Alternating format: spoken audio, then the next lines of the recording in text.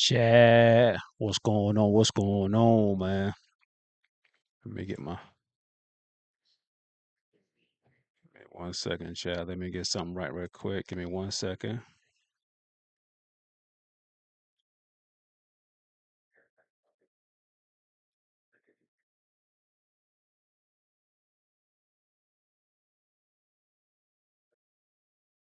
Let me fix this right quick because sometimes I can't see the comments.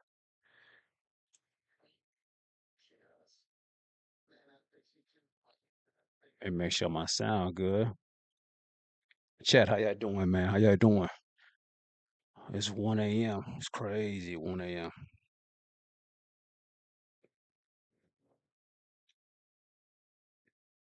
Let me make sure my sound good. Make sure my sound good. Chad, how y'all doing, man? How y'all doing? It's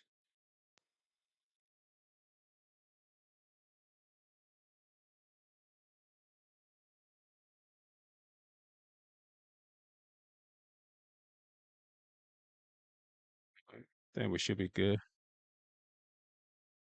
Think we should be good.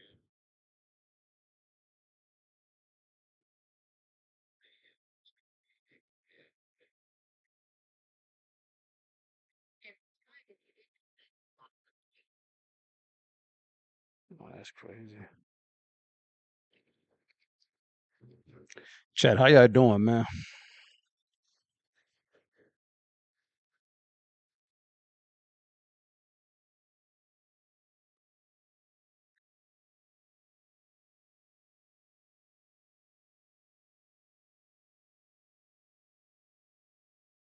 Chad, how y'all doing?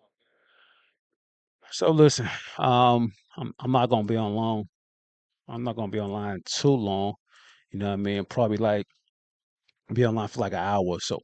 You know what I mean? I thought I'd get online for a while. And since I'm off tomorrow, my week been all right, man. Only thing I did was work, chill, sleep, eat. Um, I didn't work out too much this weekend, man, but this week I'm gonna try to get back into workout. You know what I mean? Try to get back and make some more videos. Maybe go live more. I keep saying I'm gonna go live more, but I keep slipping. You know what I mean? I really do keep slipping on going live and putting out more videos like I'm supposed to, but I'm gonna definitely try to do it this week, man. So we're just gonna talk about a couple topics, man. We got this kid Nolan Wells. Allegedly he may be drowned or maybe his friends did something to him. I'm not sure. So I'm just gonna play a couple of clips from that and react to that. What else we got? We got the Charlie Kirk situation going on. Um, Charlie Kirk, who's a conservative, he got shot last year. His shooter is in court, and there was a preliminary hearing this week. What else? We got rapper Boozy. He's suing because he thought he was going to get a pardon. But he didn't get a pardon. We also got the Conor McGregor fight. React to that as well. You know what I mean? What else? Streaming University by a streamer named Hassanet. A lot of people really react to that. So there's a couple topics we're gonna talk about, man. You know what I mean? Like I said, I'm gonna try to fly through them, be online for an hour, man. So let's get into it, man. Besides that, man, as y'all come on in, man, tell me where y'all from. Make sure y'all like and subscribe, man. I do appreciate y'all tuning in, even though you're new to the channel. Let's get into it, man. So like I said, so we got this kid Nolan Wells. A lot of people really talking about this. You know what I mean? I didn't really know too much about it. I seen it on TikTok, I seen it on Twitter. But a lot of people talking about this kid who something maybe happened to him. I'm not sure, but that's react to this law and crime. They kind of break it down. We might play some other reaction as well. And also his parents went going on news and they're doing some interviews, man. Let's get into it, yo. Volunteers searching for a missing teen.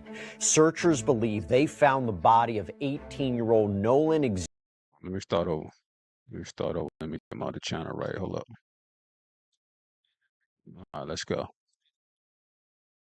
Mississippi family is trying to cope with a heartbreaking update from volunteers searching for a missing teen. Searchers believe they found the body of 18-year-old Nolan Xavier Wells after he headed out on a boat trip with friends for July 4th and never came back. What happened out there on the water? Why was Nolan the only member of his friend group who didn't return to shore? And what is next in the search for answers? I'm going to be speaking with one of the members of the United Cajun Navy who was out there actively searching when the devastating news came in. Welcome to Sidebar, presented by Law and Crime. I'm Jesse Weber. July 4th, Independence Day. It's a holiday that a lot of people spend out on the water all across the United States, from beach days along the Atlantic to boat days on the lake. It's supposed to be just a great way to spend a hot summer day. But the water, as we know, also carries a lot of dangers. And Excuse me, sir, how old were you when you made your first million? What is this for? We're trying to get advice for the younger.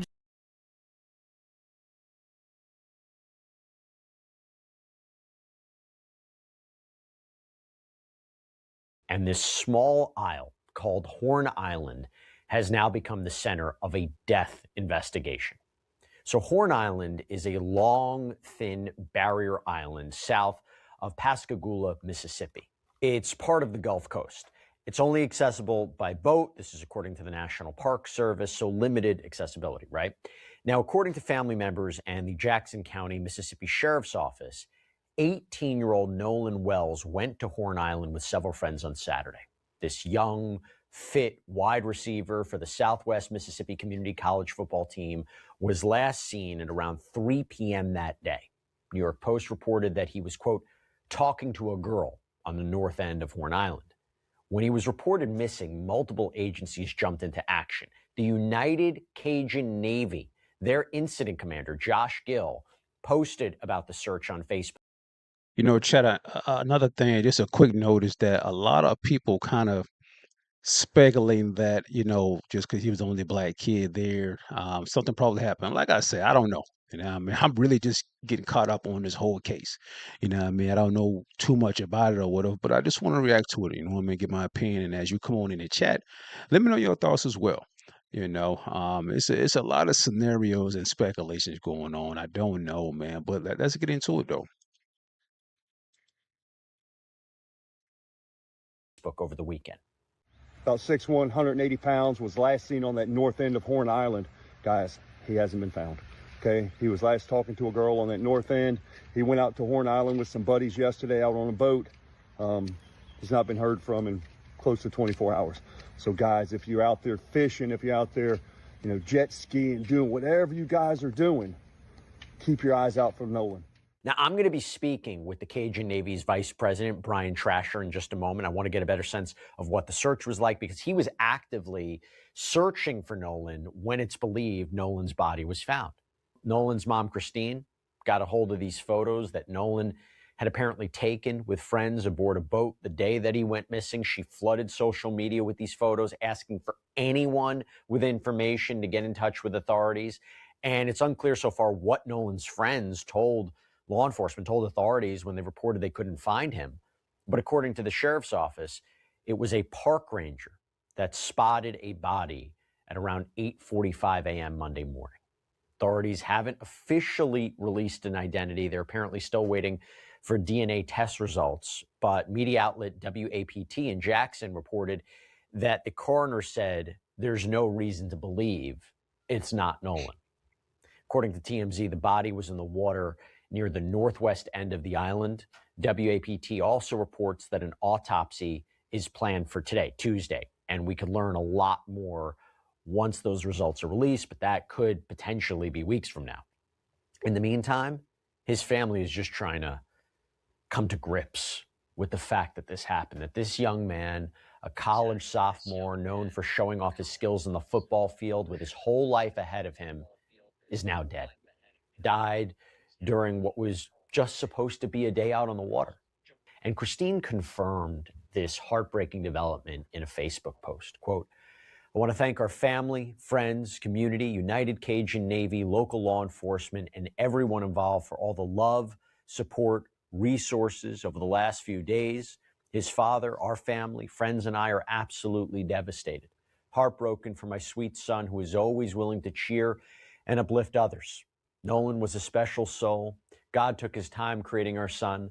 I ask that you please give me and my family time to grieve. Southwest Mississippi Community College's president also released a statement saying, quote, "The entire Southwest family is heartbroken as we mourn the tragic loss of Nolan Wells. Nolan was an exemplary student, athlete, friend, and teammate. We remember Nolan as a well-respected young man who was very popular among friends, faculty, and staff. We love Nolan, and he will be greatly missed in many ways. Our continued prayers will be with the Wells family now and in the days to come." At first, Christine had put out this message on Facebook saying that no GoFundMe had been set up yet, and that any pages that were set up, it was a scam. Unfortunately, we've seen this before in other cases, someone taking advantage of what is already a tragic situation. But since then, a friend did set up an official fundraiser. We're going to put a link to it in the episode notes if you want to contribute, donate, support in some way. And according to the GoFundMe page, quote, "Funds raised will be used for funeral and memorial expenses, celebration of life services, and any additional costs associated with honoring Nolan's memory. Any remaining funds will help support the family as they navigate the difficult days ahead." I did seen that as well, chat. I think it was this is about a week now. So last time when I seen it was about $100,000 that they raised. And I think they only asked for 12,000 if I'm not mistaken. I think they got over $100,000 now, but when I saw it, it was at 100,000.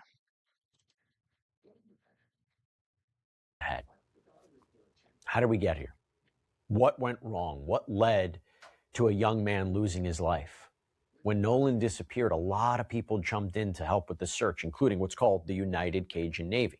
Hey, let me say something real quick. Look, running a business, that's tough enough, but why make it harder doing things manually, relying on dozens of apps that don't really talk to each other? Well, that's where our sponsor, Odoo, comes in. So Odoo is an all-in-one business management platform with a full suite of integrated apps that seamlessly connect all your operations, from sales and accounting to manufacturing and even shipping. Odoo can automatically generate professional, sleek-looking sales orders and invoices and vendor bills, and it can automatically assign sales teams and send email updates through each sales stage, and even use AI to pull reports that help with your decision-making. So for manufacturing, their apps can save what is called the United Cajun Navy.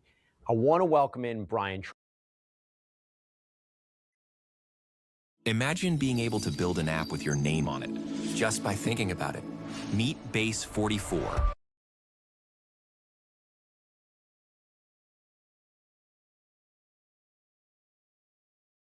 Trasher, Vice President of the Cajun Navy. He was part of this weekend search that, as we just talked about, came to such a tragic conclusion. Brian, thanks so much for coming on. I'm so sorry. You know, I know you're part of a lot of searches, and when something like this results, it's one thing for it to be incredibly difficult for the family and friends of Nolan, but I imagine for you as well, this is a tough time. And my understanding is that you were actually in the air above the island when the call came in that a body had been found?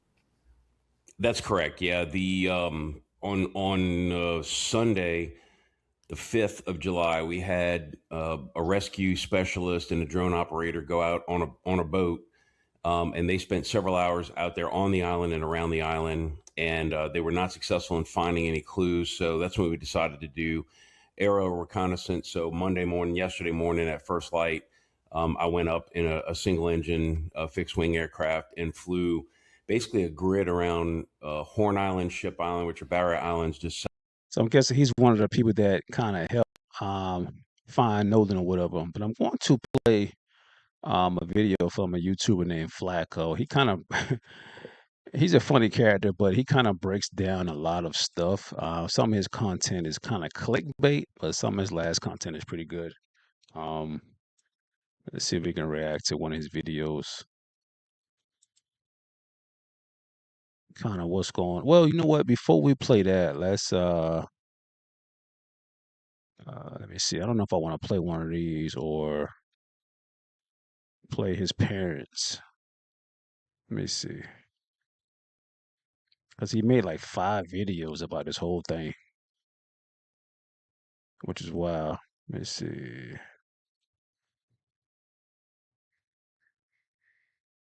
Well, no, let me see. I think it is. I want to play a long video. Let's see. I think this is one right here where he kind of breaks it down. This Nolan Wells murder investigation just took a dark turn. And we have more information and apparently new details from people that was there that doesn't make sense at all. It feels like when one lie don't work, they come back with another lie. And when that lie don't work, they come back with another lie. But somehow all the lies, even though they're inconsistent, they have one consistent thing. It's Nolan's fault, guys. It's not our fault. Man, cut it out, man. The more you guys talk, the more y'all expose yourselves. Nolan Wells' grandfather, who, by the way, is a retiree in the Air Force, he proposed a question on Facebook. Now, he believes that Nolan Wells' body essentially was placed there because the discovery of the body doesn't make sense. He goes, too many unanswered questions. How can an island that was searched yesterday produce my grandson's body this morning? There's nothing right about this. Nolan Xavier Wells deserves the same things that people he knew and associated with will enjoy in life. This is very important right here. How was the island that was searched yesterday produce my grandson's body this morning?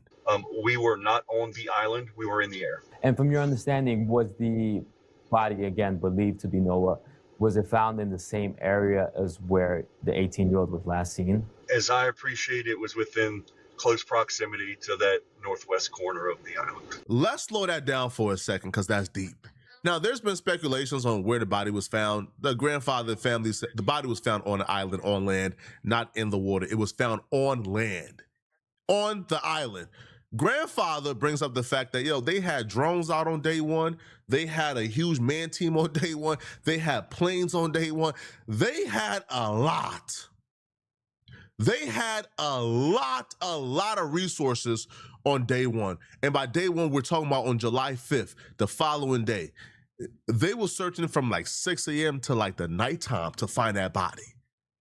So if they couldn't find it on day one, and they searched that entire island, they searched that entire body of water, all 15 miles, but the body just magically popped up.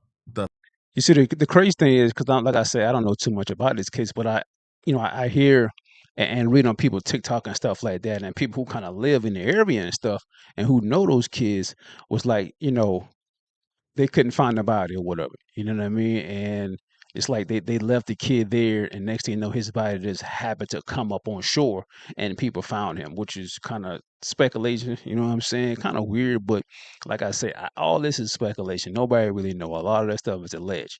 You know what I mean? Until we really hear from the kids that was there. You know, it was a wild situation, though. You know what I mean? I don't know if it was a high tide. We don't know if the kid drowned. We really don't know, but we know, we're kind of hearing that it was a fight broke out. You know what I mean? Because in the beginning of this video, you heard the guy said that, he was talking to a girl at the time. You know what I mean? Crazy situation. And also, there's some things going on with Nolan's phone or something like that as well. But I'm going to play his parents in a news clip as well. But that still continues to wrap through this video right here by Flacco.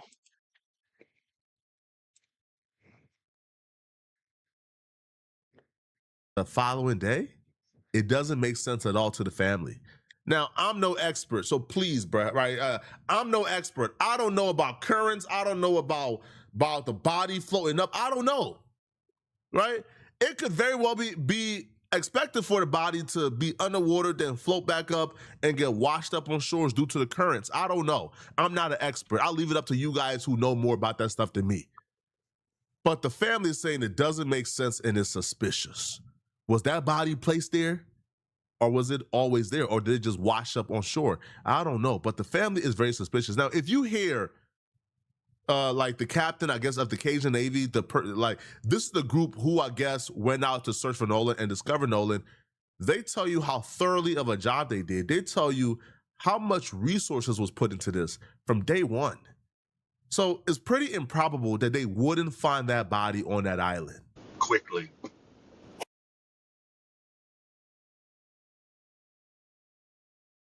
Check this out. I'm going to show you how I afforded this car. Okay, you ready? All right, $118 for car insurance. That's how much I was paying, okay? I picked up the car. Can you walk us through the timeline from the moment that Nolan was reported missing? Sure. So to the best of my knowledge, again, I didn't get a call till that next day.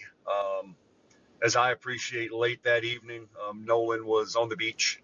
Um, the vessel that he came with left, and from there, we don't know what happened. Right. Again, I'm just a volunteer. I'm running volunteer operations. I'm not law enforcement. So what happened really isn't what I'm looking for. What I look for a search is that last known location, and then specifics about the area or specifics about the person. Knowing that that northwest corner of Horn Island was what we call the LKL, last known location. From there, um, we looked at the weather conditions, tidal conditions, wind conditions to come up with a plan, come up with a grid on what we could do. As within 30 to 45 minutes of when I got notification of him missing from the family and then from the mother, we had surface vessels, that's boats, that were in the area starting to search. We also had 2 drones that were in the air, as well as boots on the ground on the island doing a manual walk to look for Nolan there. They had boats to check the water. They had planes to check the area. They had manual walkers. They had drones. And that body was nowhere in sight on day 1. Day 2, the body is now in sight. Now, again, I do want to be clear. I'm not saying the people who were searching did anything wrong, because no, those are superheroes. They did their job. I'm saying, was the body moved? Was people in possession of that body? People who probably killed Nolan? I don't know, Chad. It sounds a little fishy. It sounds a little fishy, man, but I don't know. You know what I mean? Like I said, high tide, but then again, it's like he's not a big small kid or whatever. Like, I think they would see the body maybe day 1, unless like some alligators probably got him or whatever, you know what I mean? But really, we're not hearing that a limb or arm was missing or nothing like that. So alligator didn't attack him or nothing like that. You know, I don't know, man.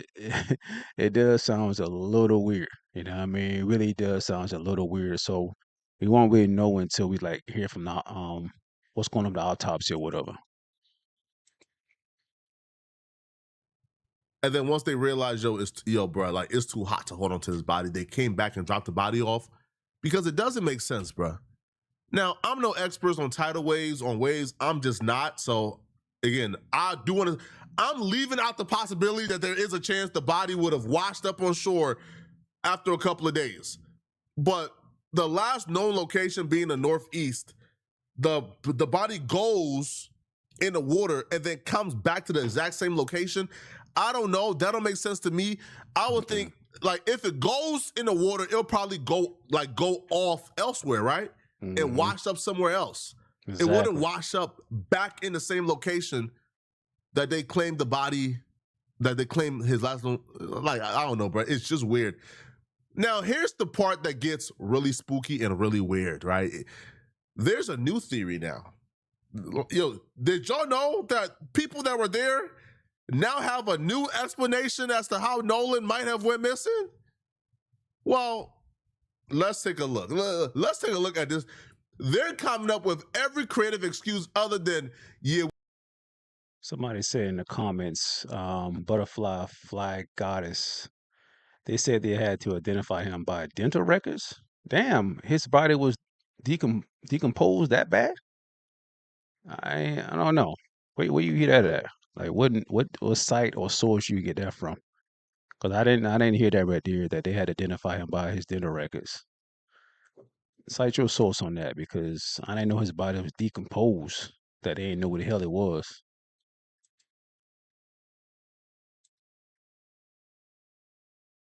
we killed that boy. The United Cajun Navy.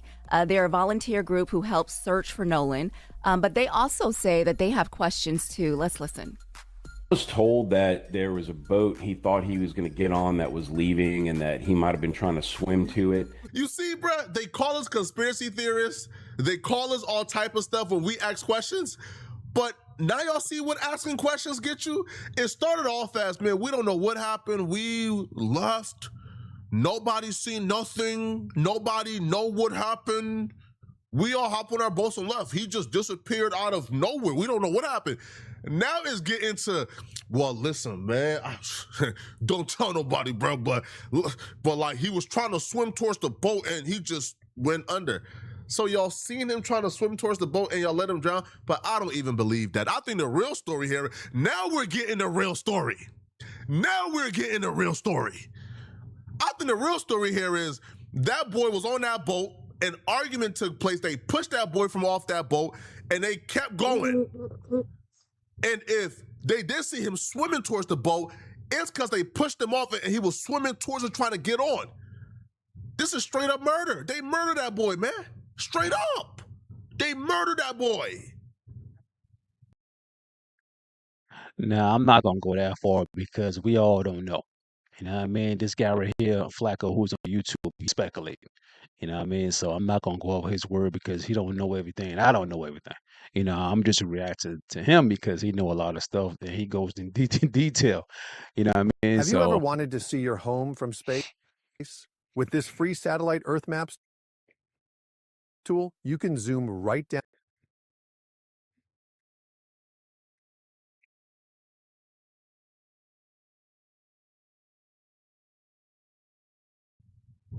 And that's if that's what happened. Listen, I still don't think that it's just that black and white, or is that accidental? I don't think so, bruh. I think it's something much more nefarious.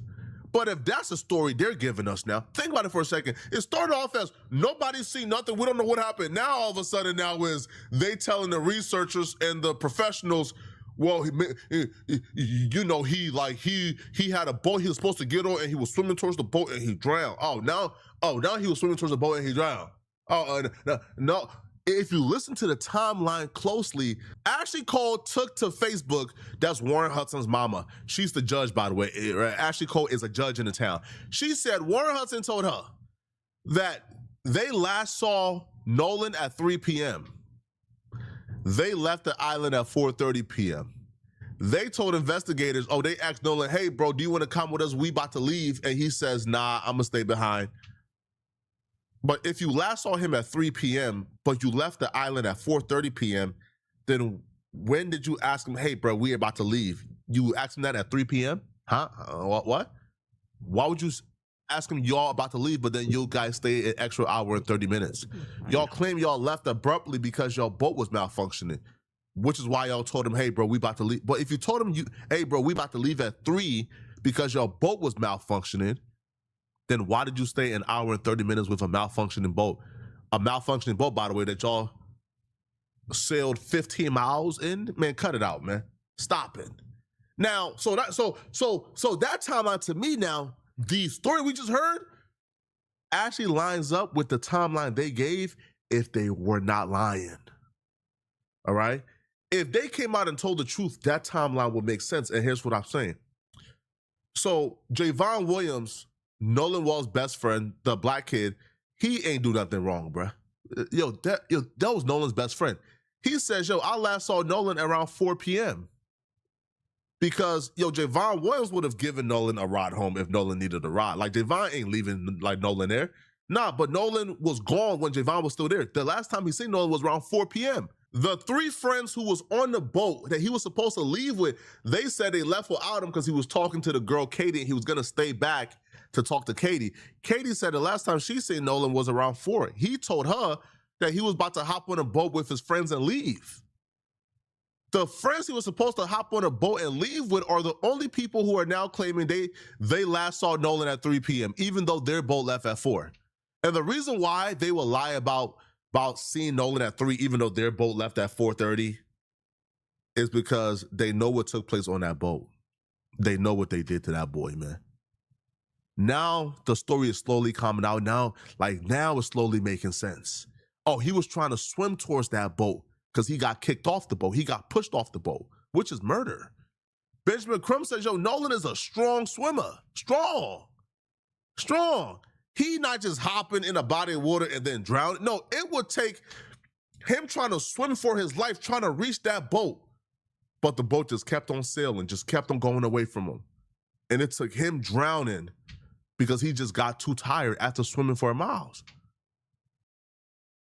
I don't know, Chad. What y'all think? What y'all think so far? Man, y'all think that's what happened, that they got in a fight and he couldn't swim, and next thing, well, he could have swum, but it was the boat was so far away. Um, he fucking got tired. You know what I mean? I don't know. This shit is all speculation, man. It's crazy. It's crazy. I don't know. Being transcribed in real. This to me is starting to make sense. The more information that comes out, the more we're starting to piece this together. The only problem I have with that story is that if the people in the boat knew he was trying to swim to it and they saw him getting carried off with the current, they would have known about it. They would have been able to react to it. Not only that, even if that wasn't the case, if he went into the water at all and became distressed, it was so crowded that day that it seems hard to believe that nobody would have noticed a distressed swimmer in the water. What I do know is that he went out there with a number of boys that has been his regular friend group since he was young. They were ready to leave at about 3 o'clock. They told him it's time to go. I was told he had started talking to a young lady, and he wanted to hang back and keep talking to her, and that he would believe that he could get another ride. Common sense will really help you work this out. Nolan was not the last person to leave the island. If he was the last person, they would have said, hey, we was all leaving. Like, we all was leaving, and he was just staying around. He was just staying on the island, and we don't know why he was just staying there, but he was just staying on the island, and like we all left. He said he was going to get a ride. But clearly he was not the last person to leave the island. He didn't drown alone. He didn't drown with nobody there to see. Because if that's the case, again, they would have said, oh yeah, he was the last person on the island. Like, oh, we were the last boat to leave the island. He was still there when we left. Someone would have came out and said that. So clearly that's not true. Clearly it's not. And if he would have drowned with everybody around, people would have seen it. What are you talking about? It was a packed island. Yeah, exactly. Clearly what happened was that kid was on that boat. He was pushed off that boat, and he tried to swim to the boat, but he just kept on sailing, and eventually, bro, he was too far out, and he drowned. We know that he was. So this guy right here is Ben Crump. He's a civil rights attorney, man. Anything that's going on against a black guy, a black kid, or whatever, what's going on in society, he's one of the first people that kind of comes to light that you would think, besides Al Sharpton. So this is Ben Crump right here. Let me read the comment. Somebody said, okay, Butterfly God, you said TMZ. I don't know. I've been on TMZ the last couple of days. I don't know if I've seen that, but I check it out though. Butterfly Goddess said, nah, I think he was brought back to the land. So you think that he drowned and somebody brought him back to the land? I don't know. He said no one can explain the cell phone. Why did Jack still have Nolan's cell? Yeah, that's something that's kind of crazy too. But I think his parents, I'm about to play this news clips. I think his parents said the same thing about the cell phone. Somebody said, what are you talking about? Talking about Nolan Wells, man, the kid that I think it's on July 4th, something happened to the kid. You know what I mean? His body found up on shore, and he was with some friends, only black kid. And it's all over the news. Just type Nolan Wells on Yahoo or whatever, you know what I'm talking about. Charles.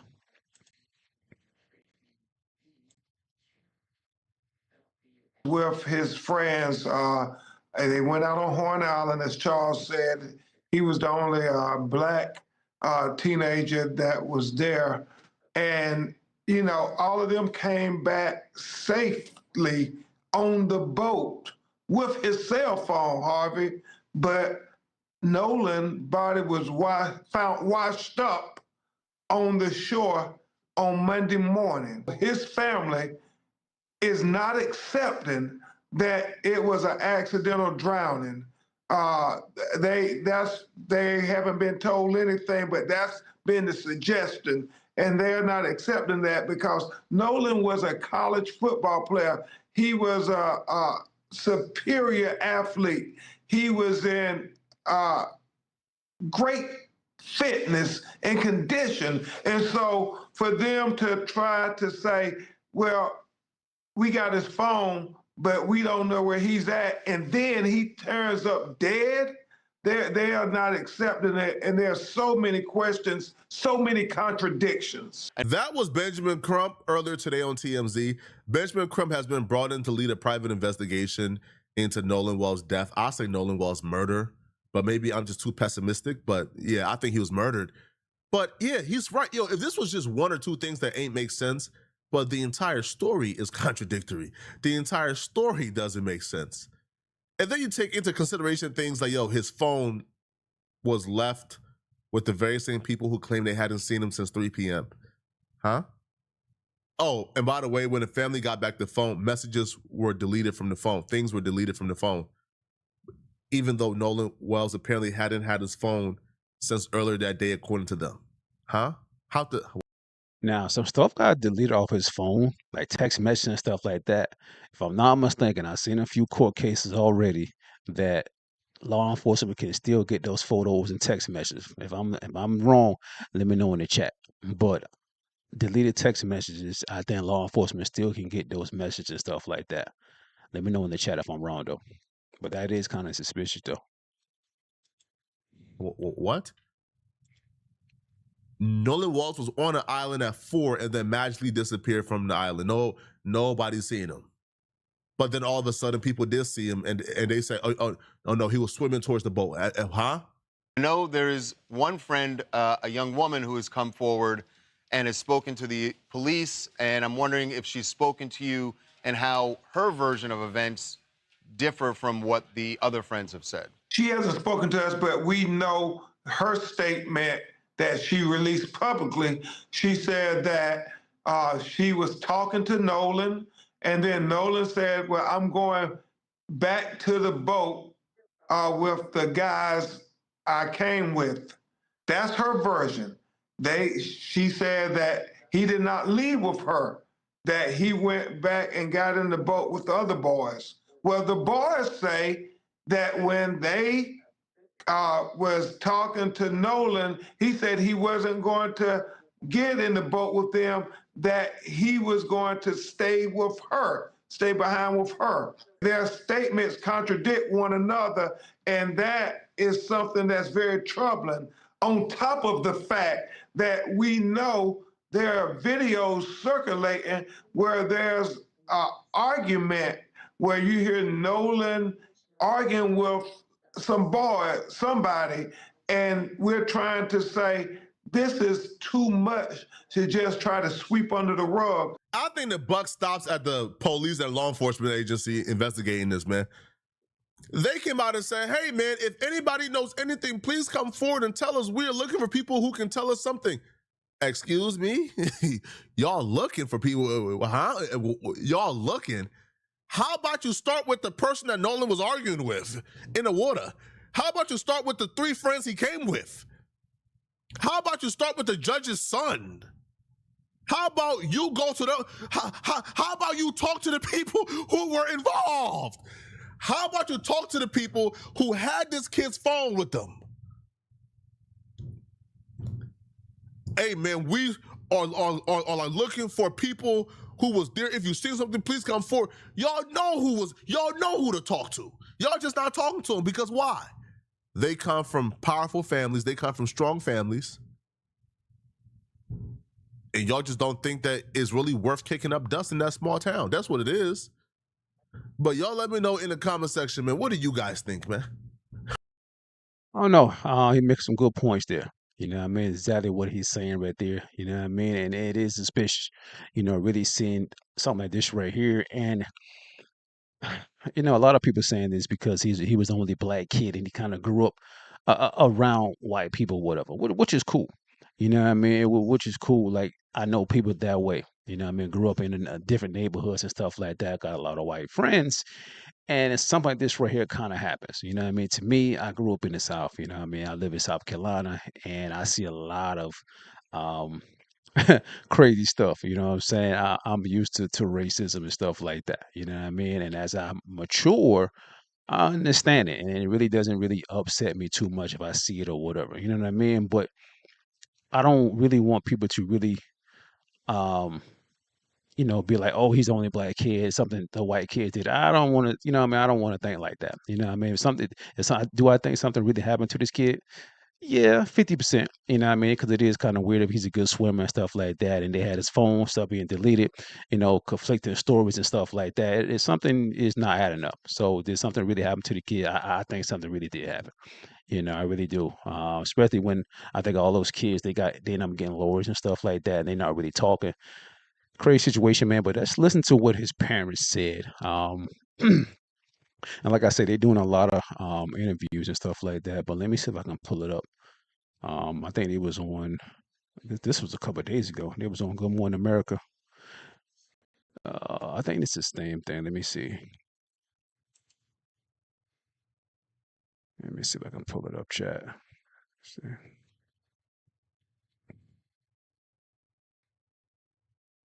This almost feels illegal to know after a car accident.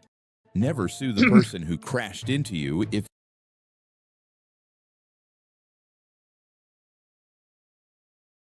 how could before I play that, let me read the comments right quick. Let me see. I don't know why I can't really see it. It's not popping up. Somebody said I look like Kevin Hart. What? Cap. Butterfly God, as you said, they said what? They said they had to identify. Okay, I read that already. Nah, I think he was brought back to land. Butterfly God said no one could explain the cell phone. Why did Jack still have the cell phone? What are they talking about? Yep. Butterfly God said, yeah, I think he came back to land with those guys. Then he was placed on the shore. That explains why his body wasn't found the next day. He wasn't found to the 6th. Damn, that's crazy. Yeah, yeah, that is kind of weird though. You know what I mean? That is kind of weird. Wow. I don't know, man. It's wild and it's sad. You know what I mean? Damn, young kid like that, and it's like enjoying your time out with friends, talking to a girl and just, what I mean? Like, oh man, I don't know. This is wild, man. And like I said, it's a lot of things that's not adding up. But let's listen to what his parents say. This is one of the interviews. They done did many interviews, but this is just one of them.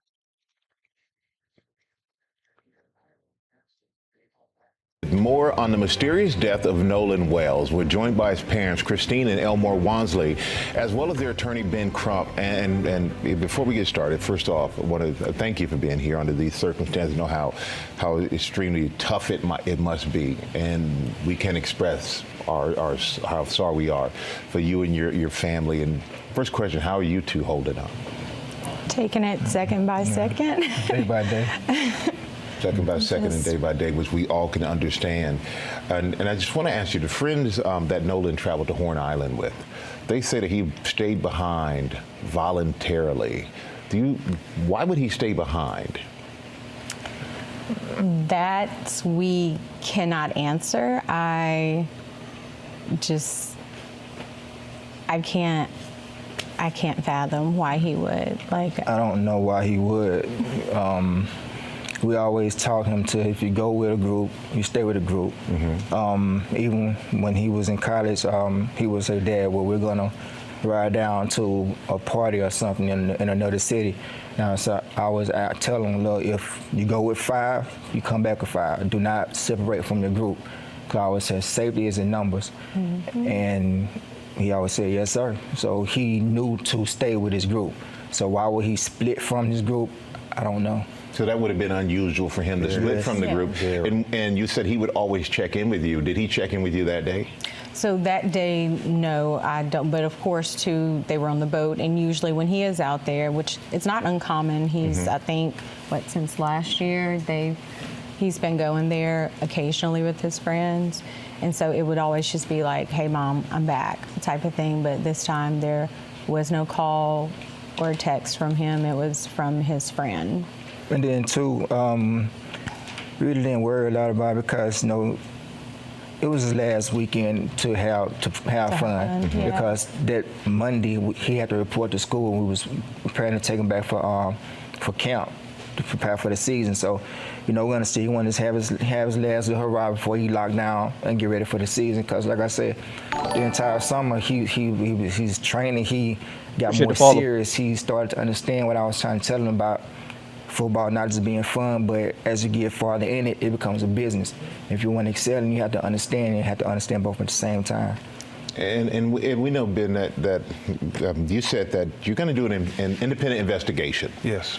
And you say you have Nolan's cell phone and messages were deleted. How could you tell messages were deleted? Well, his parents got the phone back, and that's something that's important, Michael, because they tracked this phone on Life 360. So Life 360, but when I received the phone call from Warren, I immediately called my friend Tashima, and I said, hey, have you guys seen Nolan? Because her two sons, Jalen and Javon, they grew up together. They played City League sports together. When they got into school, they played sports together.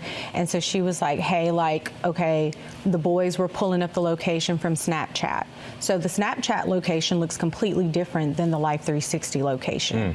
So when I pulled up Life 360, it was different. It was showing everywhere the phone had been. I was like, well, it's showing that he's back on land. He's like, but no, he didn't come back with us. Well, how were you able to get the phone? So we tracked it, and my friend Tashima went and picked it up. It wasn't like they said we got his phone, they tracked it. And that highlights all these contradictions, Michael. The fact that they said Nolan was talking to a young woman, and she said that he said, I'm going back to get on the boat with the boys. The boys said that he said he was going to stay with her. And so that's an obvious contradiction. And then this video of this, you can hear an argument going where Nolan is saying, give me my freaking phone. What are you freaking doing? And so then his phone ends up missing. I don't know any teenagers, Michael Strahan, who says, if you believe their story, I'm gonna stay behind and I'm gonna leave my phone. I mean, no young person leaves their cell phone. Yeah, that is kind of true, man. I got little cousins, man. They just freak out if they don't got their phone with them, which is wild. You know what I mean? How society is nowadays with technology.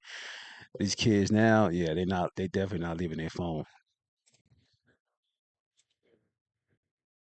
And so then there's so many things their parents were telling us about. Even why didn't his body wash up with the tide on Sunday? Why would it come on Monday? It's not adding up. And that is the problem when you think about the history of Mississippi. Yeah, so there's so many questions that need to be answered. And is there anything you'd like people to know about Nolan? What would you like them to know about your son?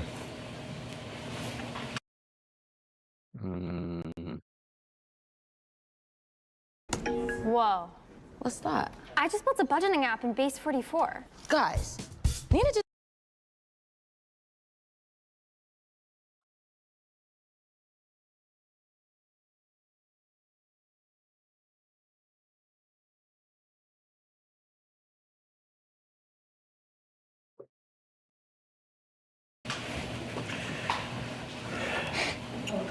No, it's okay. Nolan. All right, Chad. I don't want to just skip because I don't like seeing that. You know what I mean? I don't like seeing the mom cry. You know what I mean? Even though I don't know them, but the human in me, I don't like seeing that. You know what I mean? Her son just died or whatever. I don't want to see that. That's... No, we'll be right back with more for the parents of Nolan Wells and attorney Ben Crump. We're back now on GMA with the parents of Nolan Wells, Christina and Elmore Wansley. And I want you to please continue to tell us what you want the world to know about your son. So Nolan was just like this bright light, right? Walk into a room, his smile, his energy was just so infectious. It's almost like he drew you into him. And he was just one of those people, he always wanted everyone to be included. He didn't want anyone to feel left out. I remember one of his teachers emailing us. I can't remember what grade he was in, but basically it was math class. They had a special needs student, and she asked a question, and Nolan got everyone to put their hands down because he wanted that student to answer. And so student answers the question, and she was like, Christine, the classroom, Nolan went crazy, and everyone else started going crazy, just celebrating that child, making them feel included. And that was the person he was. Like, he loved everyone. And I always told Nolan, like, you know, you have to be careful when you have such a big heart like that. I love that God blessed you with that, but you have to be careful with that, because, you know, that it's not always returned, that type of love. But he was just genuinely a good person. Like, I always say, all the best parts of me are with him. And Dad, anything else you want to add? It's just, he's gonna be really missed. I know a lot of his teammates, they all looked at him as a leader. He's more like a silent leader. Not real big on words, more action, which is kind of like I was. I really wasn't real big on talking. I really wanted to show you, and you follow me, and people followed him, and it's gravitated. He put in the work, he worked hard, and he knew he was focused on what he wanted, and he wanted to make life better for, you know, his family. He wanted to have his own family. He used to say, Dad, I want to do this, I want to do this, I want to build this. I said, well, son, you got to take it one step at a time. Slow down, let's go, let's walk this thing out. You know, let's train, let's sign our deals, let's make these teams, make these camps, put the work in, and everything else will work out. So as you can see right there, chat, from his parents talking, you know,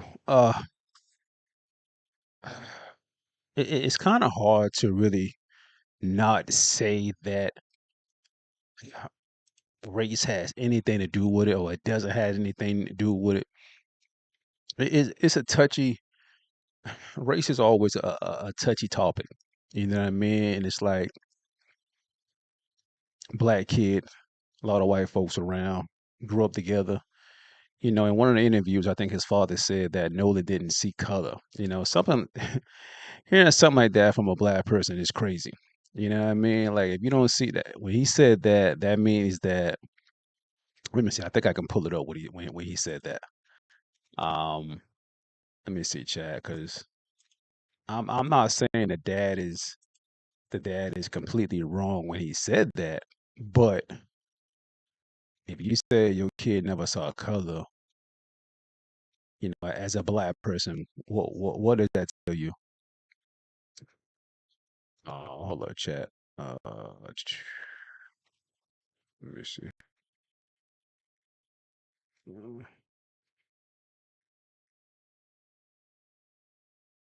Let me see. Hold on, chat. Hold on. Let me see.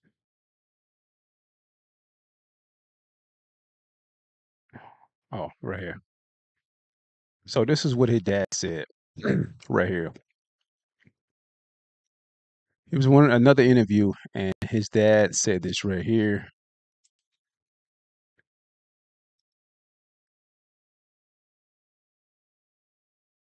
I want to know what you think about it. I want y'all to know. I want to hear what y'all say. What y'all think about this.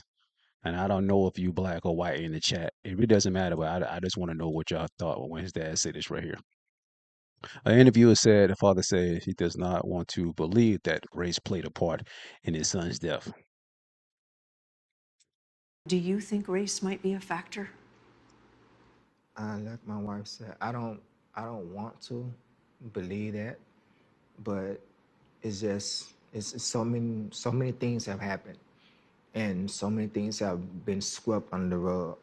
Like I said, Nolan didn't see color. He saw people for who they are, and I used to always tell him, "So you need to guard that close, because everyone is not going to reciprocate that same love that you give." I just want transparency. I just want to know what happened to my son. Christine, why does that make you so emotional? Because he just had a big heart. Like, to really know Nolan, to have him as your friend it was something special.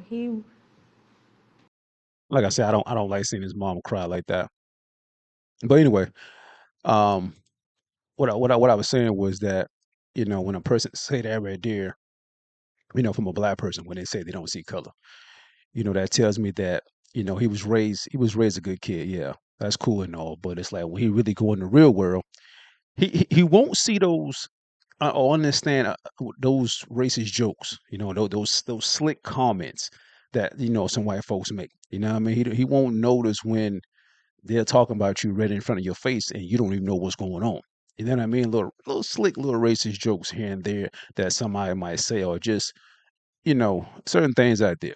You know what I mean? So when a black person say that right there, it's like not saying that they like Uncle Tom them and shit like that. You know what I mean? But it's like not saying you don't raise your kid to not see racism, but at least teach your kid before he go out in the real world. Like, listen, yeah, you might never experience that before, but in this society, this world, there are some people that don't like you, and they don't like you just because of your skin color.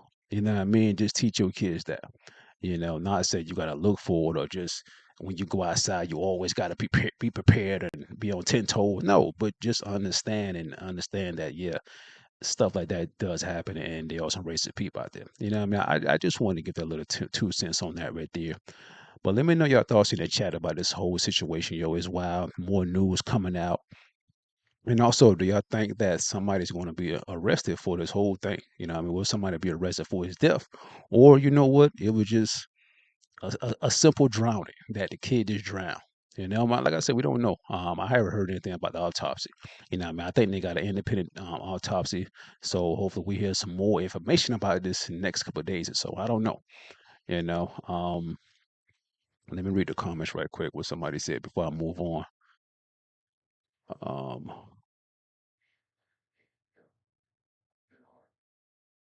Somebody said Zipper Warden said, "What does it mean when a black person say they do not see the color? That means they are a good black person that do not define themselves by the color of their skin." That's very true. That is very true. But you also got to understand, and I don't know if you're white or black. I don't know, but as a black person, you really do have to understand that when you say that, that doesn't mean that they are, we. I don't know. Like I say, man, talking about race is a very touchy topic. What I mean? Just like politics, it's very touchy.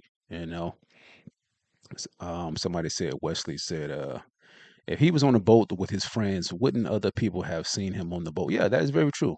That's very true. If he was on a boat and somebody kicked him off the boat because there was a lot of people out there, of course somebody would have seen him. But then again, it's like we don't know if he was talking to the girl, they was leaving, and he tried to swim to the boat, and next thing you know, he drowned.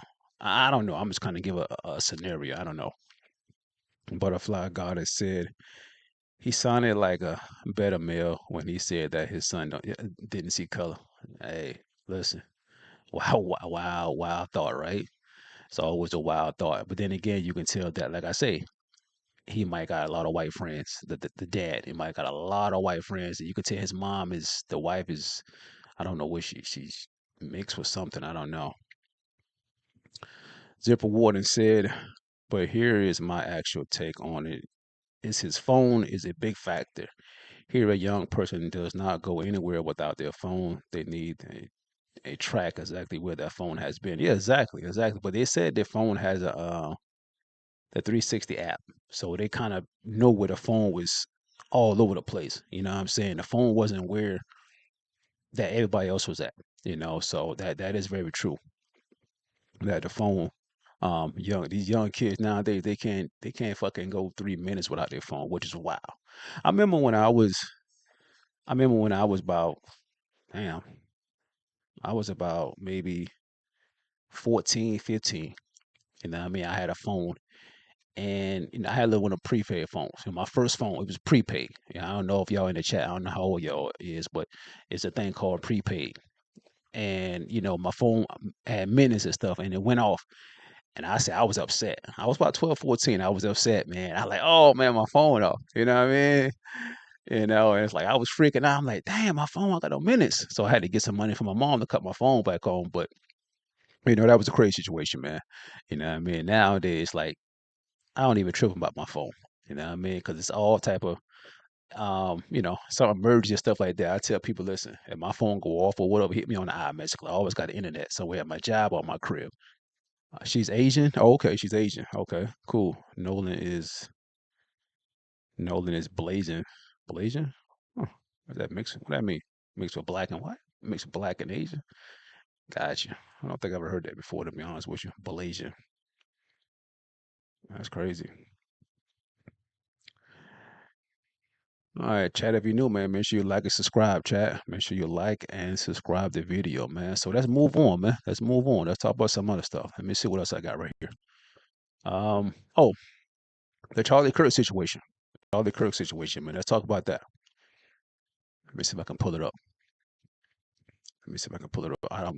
I tried to find like a small clip about this whole thing, but I couldn't really find nothing too good about the Charlie Kirk situation. But Charlie Kirk. Hello, Deborah Ebright. She said, "I believe there was foul play on the reasoning that the phone and keys are on the boat. Good chance he was thrown off the boat, my guess." That's very true. That is very true, Miss Deborah. That is very true that he probably was thrown off the boat. But then again, if he was thrown off the boat, he still could swim. But then again, it's like if he was thrown off the boat, how far was he from the boat and the land? That's another thing. Then that's when he probably drowned. I don't know. Zipper Warden said, "My first phone was only able to call people, and that was the only thing I could do." Yeah, exactly. I remember one time I had a phone that I could only text. I could only text on that phone. It was one of them little flip phones, cheap phones, man. And I don't know if y'all remember. It was free at the 9 p.m. Like it was a minute phone, and it was free at the 9 p.m. You know what I mean? So I would never talk to nobody on my phone, but I got free texting all day. I could free text, but before 9 p.m., I don't talk to nobody. So when 9 p.m. came, 9:01, oh, it's free all night. It's free all night, man. I don't know if y'all remember that. Maybe I'm too old. I don't know. But anyway, keep the comments coming, man. I enjoy talking and I enjoy comments and I enjoy debating. I enjoy going back and forth. So Charlie Kirk situation, man. Charlie Kirk was a conservative, and he was a political figure. He was a very contra- controversial figure as well. You know what I mean? And a lot of people hated Charlie Kirk, and a lot of people loved Charlie Kirk, and he ended up getting killed. I think last year, a guy named Tyler Robinson allegedly shot him. And now Tyler Robinson is in jail. And will he get the death penalty? We don't know. Will he be found guilty? We don't know. But a lot of evidence that we see is kind of pointing that, yeah, he will be guilty. Then again, we don't know because there's some kind of conflicting situation going on in the preliminary hearing that they had last week. It was a preliminary hearing that they had last week. And I wanted to play like a small clip of just the backstory, but let me see. Man. And one thing I didn't know, Tyler Robinson was, which I don't mind, I ain't judging, but Tyler Robinson was gay. I didn't know that. I didn't know that, but this is his boyfriend right here. But I'm gonna play this, but I'm gonna play something else before I get to that.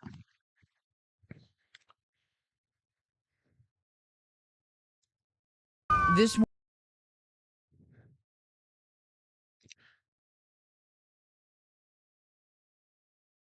Hunger Root is here, and I needed it because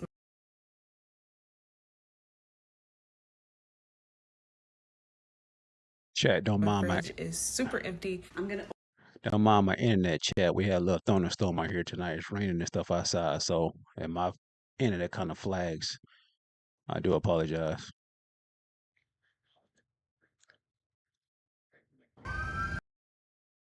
Let me see. Somebody in the comments said Zappa Wilder. Let me see. I think I read that already.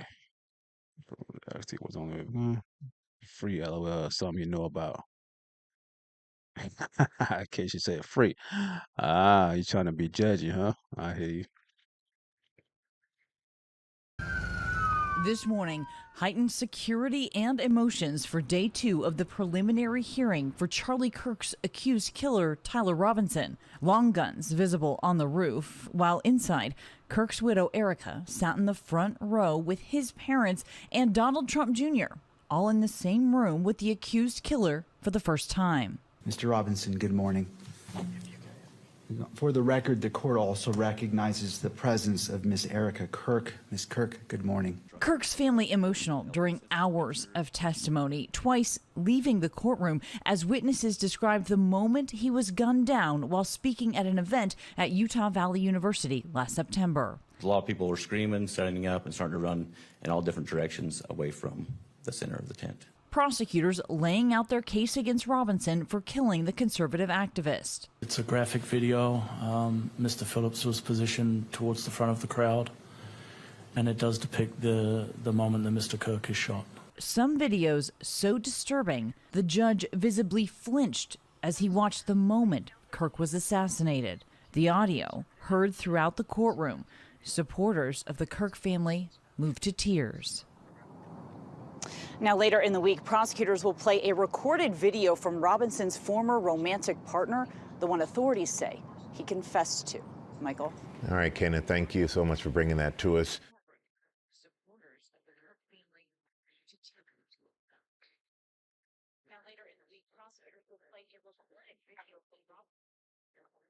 So this right here is the message that I guess that Tyler Robinson admitted that he killed. He shot Charlie Kirk.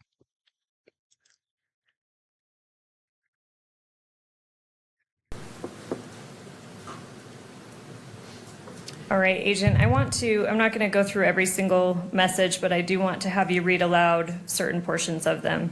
And I apologize to counsel, these are not actually given a page number. I have page numbers, but I'm happy to confer that we're on the same page as we go. So here we're looking at page 1 of State's Exhibit 16.1.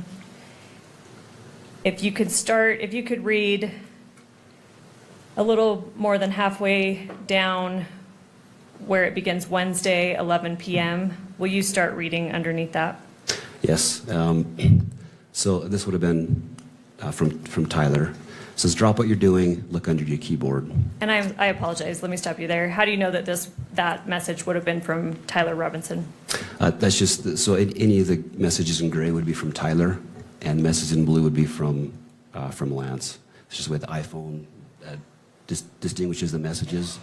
And also Lance in his interview also acknowledges that, who was saying what. And up at the top, who do we see that this thread is between? Tyler. All right, sorry to interrupt you. So read that again, starting from look under the keyboard. So after that, then Lance responds, he says, what? And then he says, you're joking, right? And then Tyler says, fuck, I tried to delete that. If we could scroll down to page 2. And if you can continue reading along. Okay, and Tyler says, I'm still okay, my love, but I'm stuck in Orem for a little while longer yet. Shouldn't be long until I can come home, but gotta grab my rifle still. To be honest, I had hoped to keep this secret till I died of old age. I am sorry to involve you. And then Lance replies, you weren't the one who did it, right? And Tyler says, I am, I'm sorry. Lance says, I thought they caught the person. And then Tyler says, no, they grabbed some crazy old dude and interrogated someone in similar clothing. I had planned to grab my rifle from the drop point shortly after, but most of that side of town got locked down. It's quiet, almost enough to get out, but there's one vehicle. So this right here is Tyler Robinson. That's Tyler Robinson texting his lover, the guy that he was dating. Lingering. If we could scroll down to page 3. Continue reading. And Lance says, why? And Tyler says, why did I do it? And Lance says, yeah. Tyler says, I had enough of his hatred. Some hate can't be negotiated out. If I'm able to grab my rifle unseen, I will have left no evidence. Going to attempt to retrieve it again. Hopefully they have moved on. I haven't seen anything in the news about them finding it. We'll update you shortly, or sorry, we'll update you by midnight. And then Lance says, all right, stay safe. How long have you been planning this? Scroll down a little bit, please, Kimberly. And Tyler replies, a bit over a week, I believe. I can get close to it, but there is a squad car parked right by it. I think they already swept that spot, but I don't want to chance it. We can scroll down to page 4 and continue reading about halfway down. I'll stop you about halfway down. This is while they were a spot, but I don't want to chance it while they were parked there. If they had found it, I imagine there would be more commotion. Again, I'm sorry for roping you into all of this. You shouldn't have to worry about this. And Lance replies, does anyone else know? Tyler says, not to my knowledge. All right, I'll stop you there. Let's move to page 5. So this should be page 4, so just scroll down 1, please, Kimberly. And if you could read starting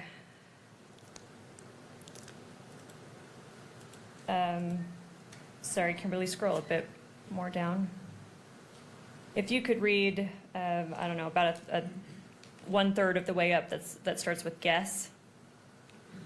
Okay. Tyler says, guess I'm just sitting in my car watching reels for another hour, hoping this guy fucks off. And continue. And Lance says, are you okay still? And Tyler says, yes, check and spot again now. Will. Sorry, now we're on page 6. Continue reading. We'll update soon. He continues, the squad car was moved further away enough that I should be able to move in. I backed off because I thought I heard footsteps, maybe a foot patrol, but the crickets here are so fucking loud. Gonna see if the road closer to campus is open so I can drive past and check shit out. Probably still closed off though.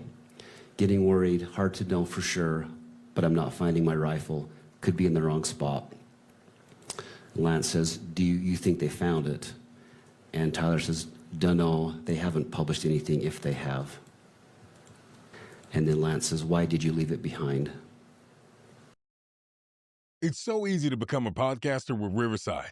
First, go to Riverside and open an account. When you're ready to record,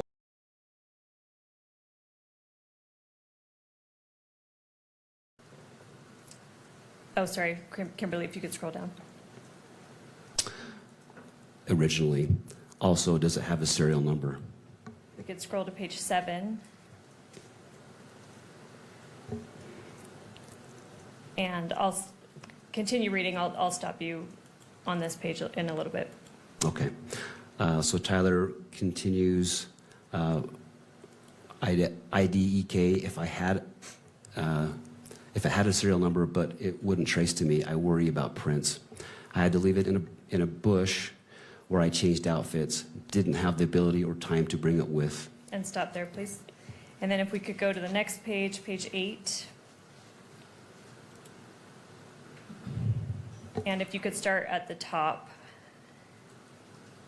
Okay, so Lance says, was your change of clothes there or was that also gone? Or did you bring those with you originally? Anyway, you could replace the gun or would he notice? And then Tyler says, only thing I left was the rifle wrapped in a towel. I'll bet that canine sniffed it out. Little snitching bastard. Replace it unlikely. I don't fully know what the gun was because it was old as shit and Gramps did some modifying. There was a 4-digit serial on it. God only knows who it's registered to. Hopefully some dead guy who gave it to Grandpa. And he continues, remember how I was engraving bullets? The fucking messages are mostly a big meme. If I see notices bulge UWU on Fox News, I might have a stroke. And then continue. I'll stop you in a moment. He says, all right, I'm gonna have to leave it. That really fucking sucks. Let me stop you there. And then if we could go on to the next page, page 9. And do you see the first blue message we see on page 9? Can you start there? Yes. So Lance says, do you need it for hunting? And Tyler says, no, my dad wanted to use a high caliber for the rifle hunt. Judging from today, I say Gramps' gun does just fine. IDK. I think that was a 2K scope. Lance says, geez. And then Tyler says, OMW home 3.5 hours. Lance says, drive safe. And then Tyler says, delete this exchange. And I'll stop you right there. And then, sorry, we're on page 9. If we can scroll to page 15.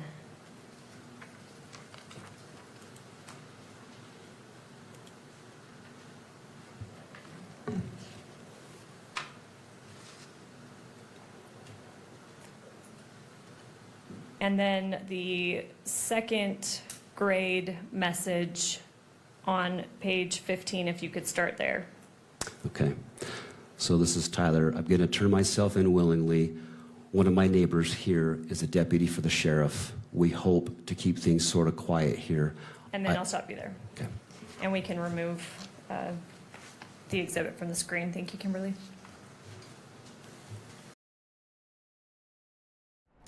Hey man, what's the best advice you can give someone that's in sales? Switch to Monday CRM. Oh, awesome.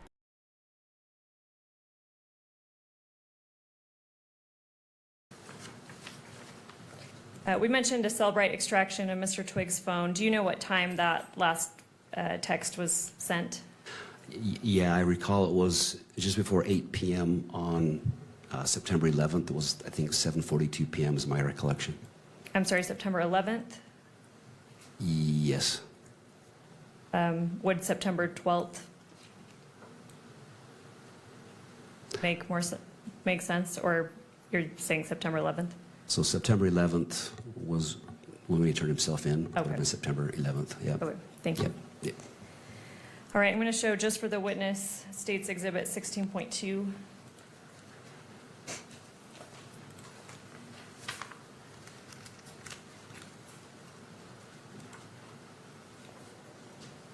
Let me know when you see that. Okay, I see it. Do you recognize this? I do, yep. What is it? This is just more photos of Lance's phone. And these are, these are sorry, I had to blank. Sorry, go with your question, please. I'm just asking what it is. So you said it's a photo of Lance's phone. Do you know if that's from the same time period as the exhibit we just looked at? Yes. And what is it of?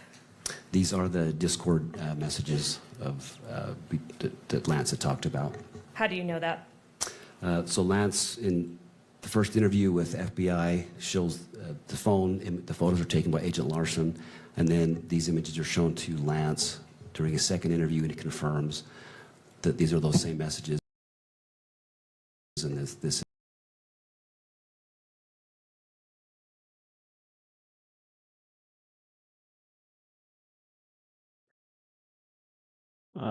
Sorry, chat. My laptop frozen on me right now.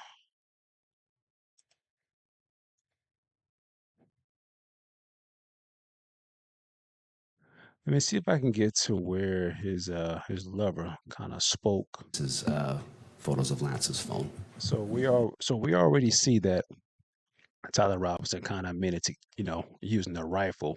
Now let's kind of hear his ex-lover kind of speak about the whole situation.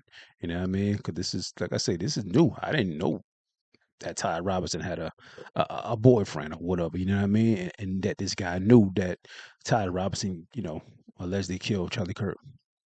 I'm gonna play a little bit of this right quick.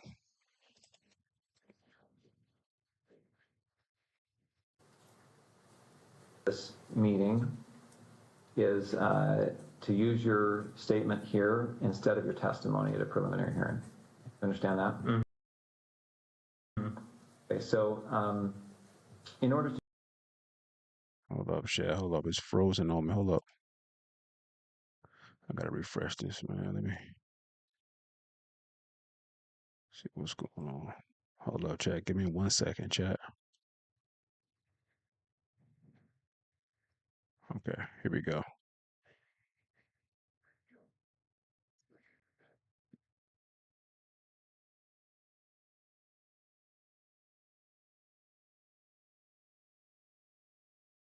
If you got hit, even if you were not driving, you need to try this. Because if you were in a car accident,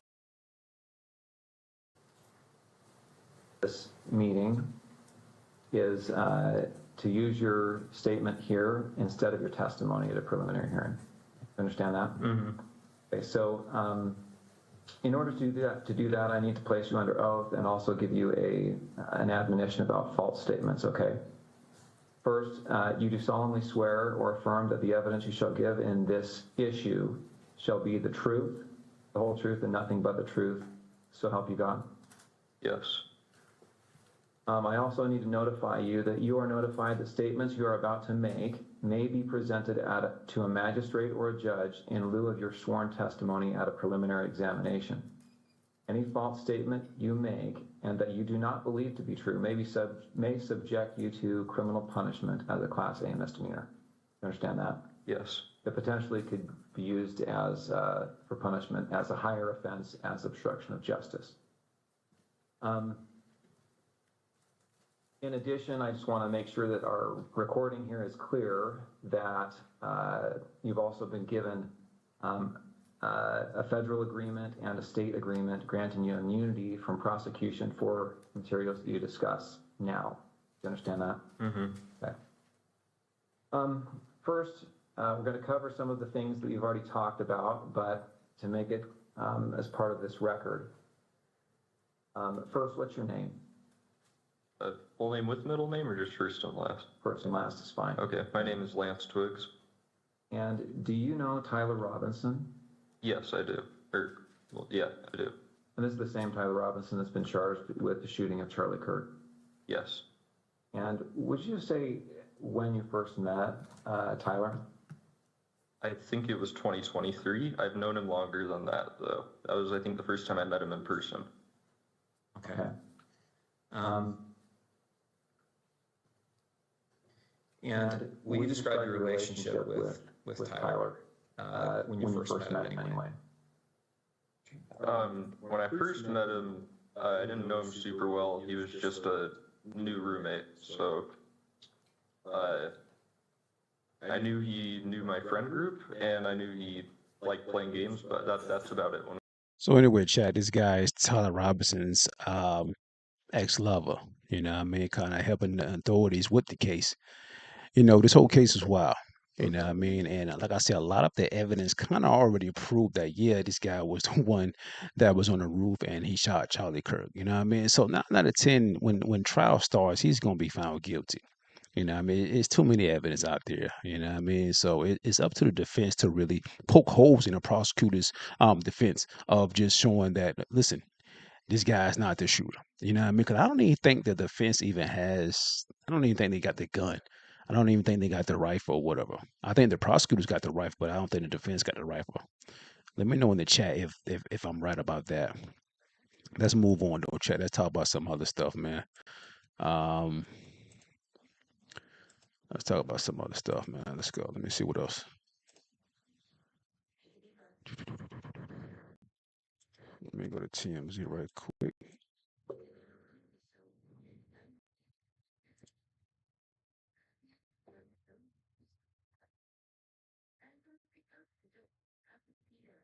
Yo, it's 2:21 a.m. Damn, I didn't know it was that late. That's crazy. Did not know it was that late.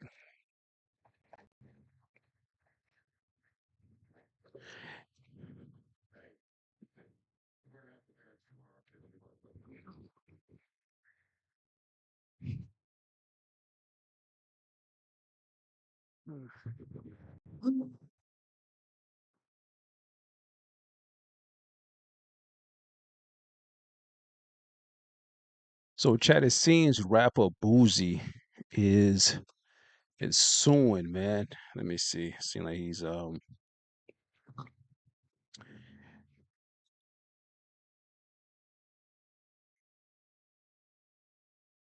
So it seems rapper Boozy is suing after paying $600,000 for a Trump pardon that never came. Wow, that's crazy, man. Let's look at this right here. It says rapper Boozy Boozy Badass sues after paying $600,000 for a Trump pardon that never came. Wow. Cause you remember a few like last year, I think Donald Trump pardoned a lot of people. So this right here is rapper Boozy, man. Besides that face right there.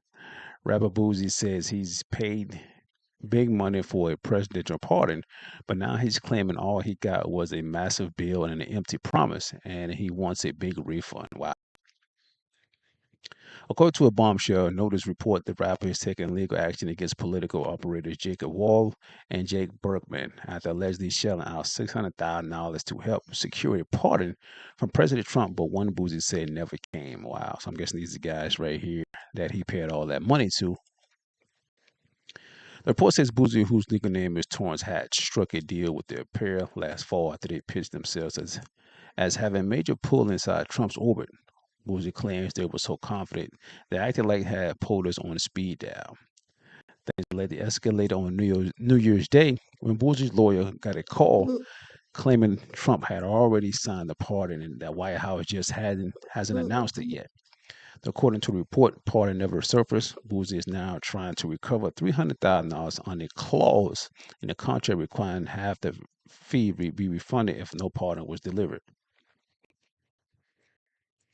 Berkman and Wall allegedly refused to pay, arguing no refund agreement existed, and later claiming their firm was effectively broke after millions in fines tied to the past legal troubles. Wow, that's crazy.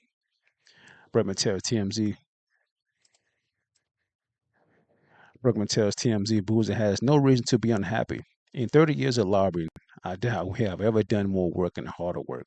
The provision in the contract he is referencing was never agreed to at all. The other fact is that Boozy's quest for a pardon were made much tougher by an arrest for an alleged crime of violence in Texas early this year. We tried very, very hard. The report also says a White House official flatly denied the duo had any role in the pardon process, saying that the clemency team had never heard from Wall or Berkman and warning their involvement would actually hurt someone's chances of getting pardoned. Wow, that is crazy. Boozy ultimately didn't receive clemency, though he later received a sentence of time served on his federal gun case and remains hopeful a separate pardon application filed directly with the White House will eventually succeed. For now, Boozy's biggest legal battle isn't a pardon, it's getting his money back. We reached out to Wall so far, no word back. Wow, Chad, I didn't know that you can pay to be pardoned by President Trump. That is crazy. That is crazy. I did not know that you can do some shit like that right there to be pardoned by Trump. Wow, that's wild, man. I don't think Boozy ever getting that money back. I'm gonna be honest with you. I don't think he's getting that money back. I'm gonna be real with you. That is crazy right there, Chad. Let me know your thoughts in the comments about this whole situation. About if y'all think Boozy going to get his money back, because I don't think he's going to get money. But you can pay. Like if he can pay, then everybody can pay. You know what I mean? So this is wild, man. This is wild.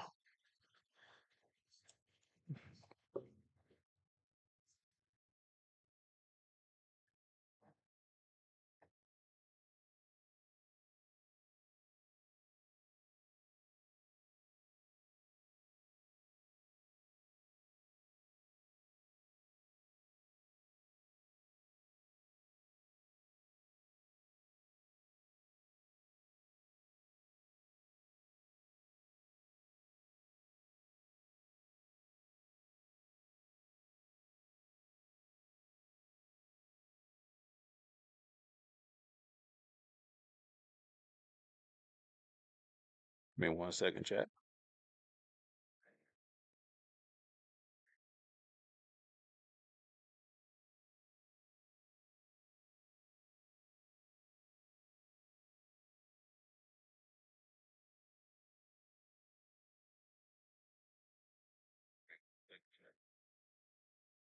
Besides that, chat, how y'all doing tonight, man? It's 2 a.m. I do appreciate y'all tuning in with your boy. I've been online for an hour and 30 minutes. Damn. I try not to be online that long, but I appreciate y'all tuning in. Doesn't matter if I got one person here, two person, it doesn't matter. You know what I mean? I appreciate y'all. I hope y'all enjoying the content. I'm gonna try to go live more. Make sure y'all continue to like and subscribe, and also, check out my YouTube page as well. Um, let's see what else.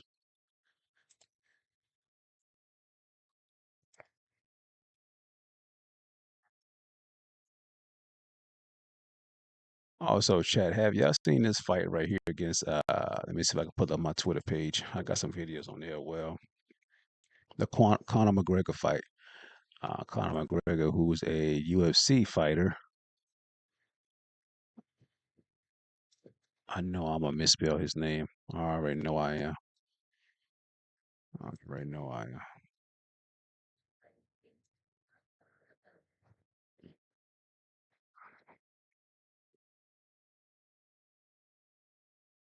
Let me see.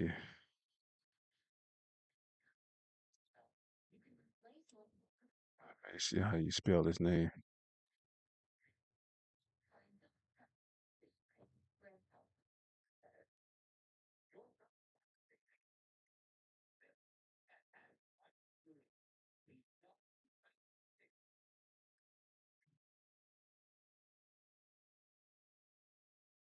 Chat, did y'all see this right here? That UFC fighter Conor McGregor, um, he hurt his leg once again, yo, which is crazy. And I was looking forward to seeing this guy fight. You know what I mean?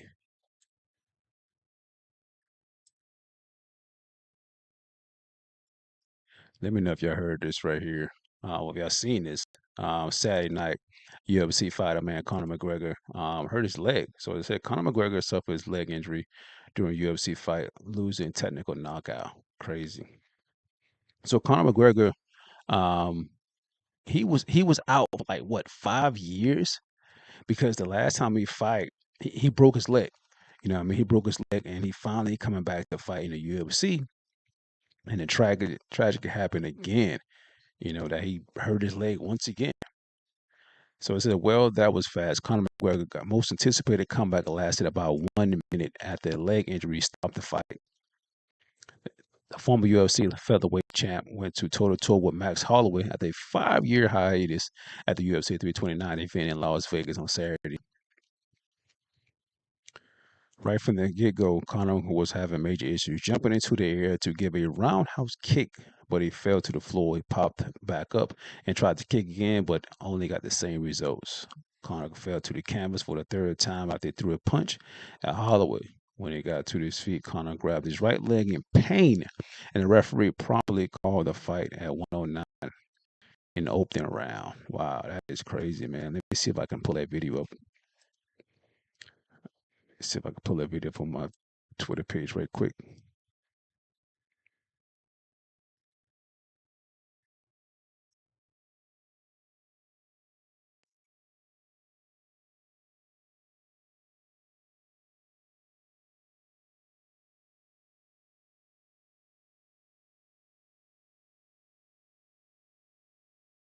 If I can get it to pop up.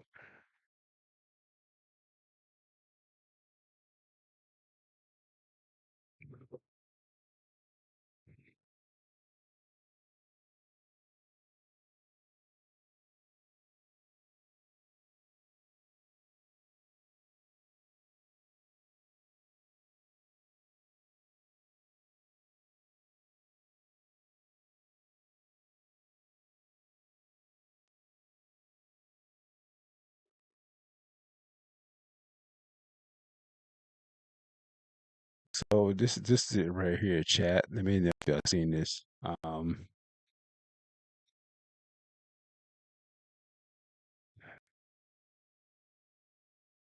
me see right here. Well, I think I got rid of it, chat. I think I did. Yeah. Let me type this in here right quick, because you can see I don't want to get copyrighted.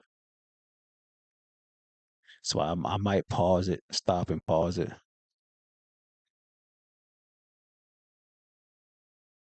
So this is it right here.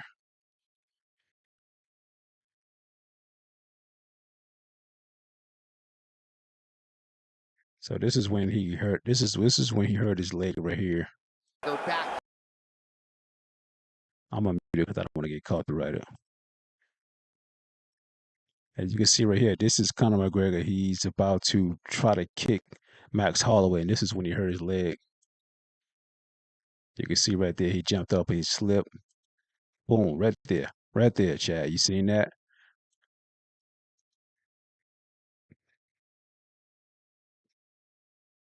He fell.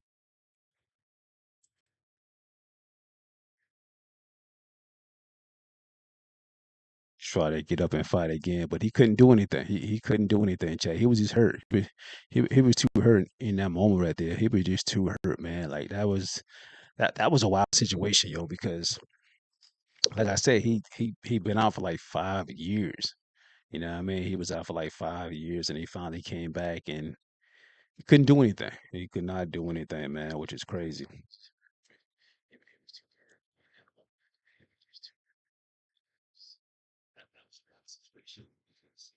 Couldn't do anything, man. You know, and Conor McGregor's like he's like one of the top um athletes in the UFC. You know what I mean? Polarizing guy. You know what I mean? But it's like, and he made so much money. You know, now it's like, damn, he been going for like 5 years, came back, and now it's like he got to be out for like another year or so. You know, so now, and I think he's like 36, 37. So it's like now it's like, is he gonna like actually come back and fight? You know what I mean? Like, should he come back and fight?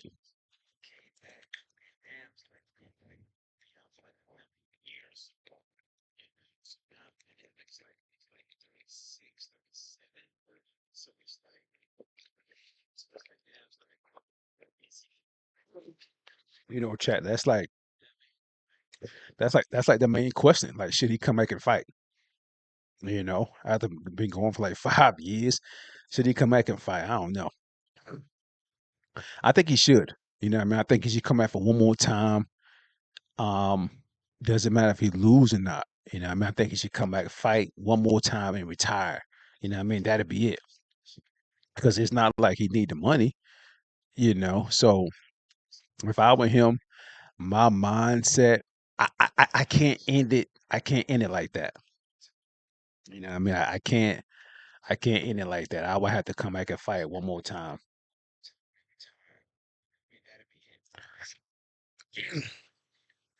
But let me know in the chat what y'all think though.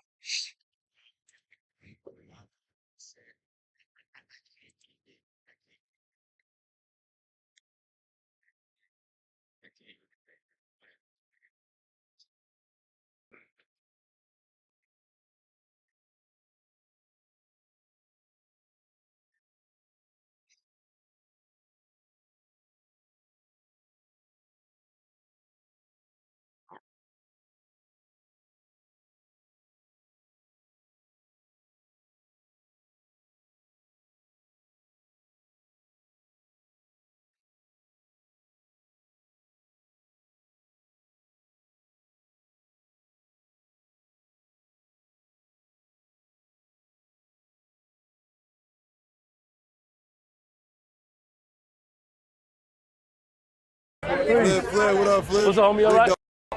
Hey, Flip, you ain't even see it. Oh shit, free! I love you, Ice. I love you, Flip, what up, Flip? What's up, homie?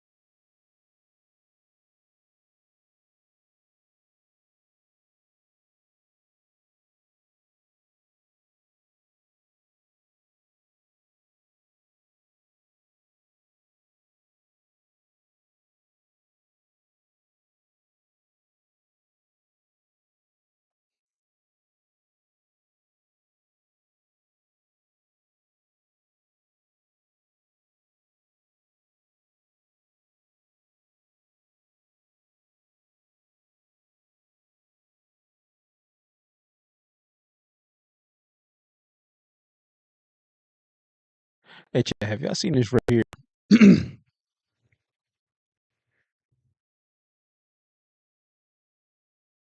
So we got Daphne Joy.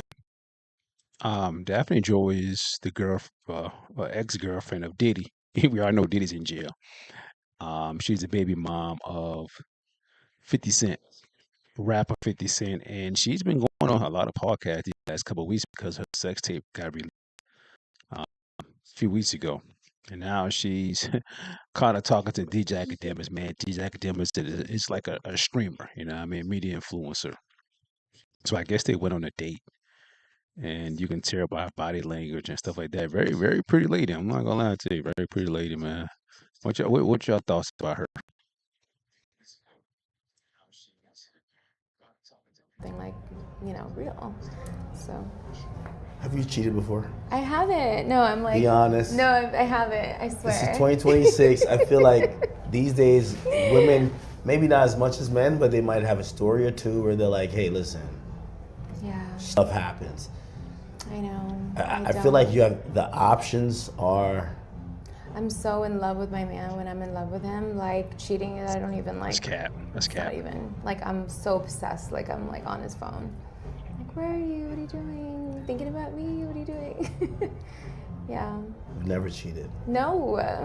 I don't Really? even think that's like fun or cool or like something that like would excite me.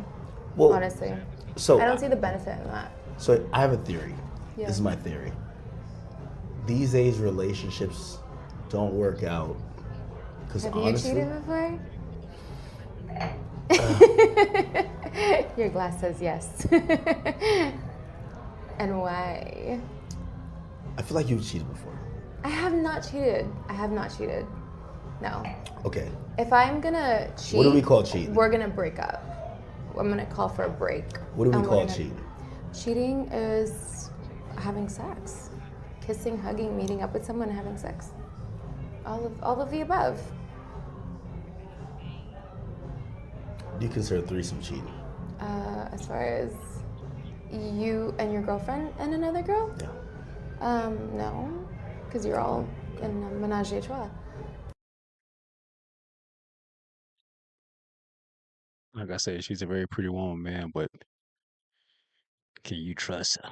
You know what I'm saying? Can you trust her?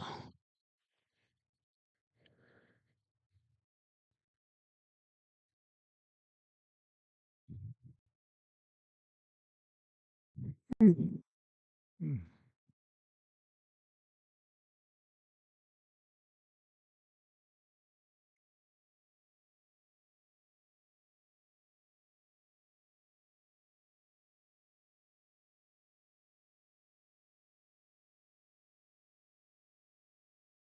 Mm.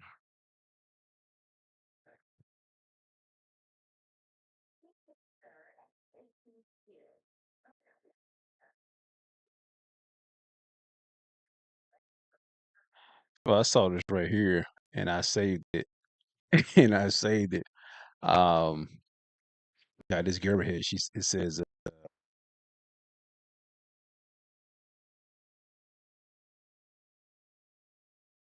so I checked out my dog. He moving around. It says the woman grabbed a case of Tito's vodka, tossed it into the Uber waiting for her, and expected the driver to help her get away. Instead, the Uber driver refused to drive, got out and opened the door and let the delivery truck driver recover the stolen vodka. Not everyone is willing to become part of someone else's crime. Credit to the Uber driver for refusing to help. Wow, this is crazy.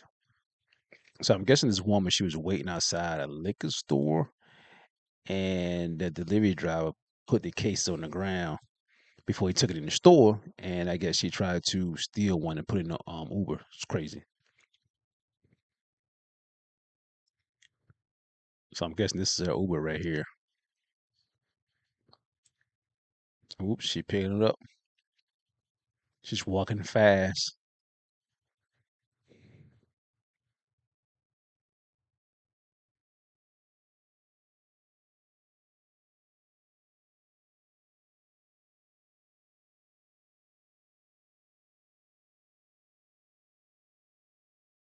The Uber driver, the delivery guy already know what's up. Like, hold up, I'm missing the case here. Hold up.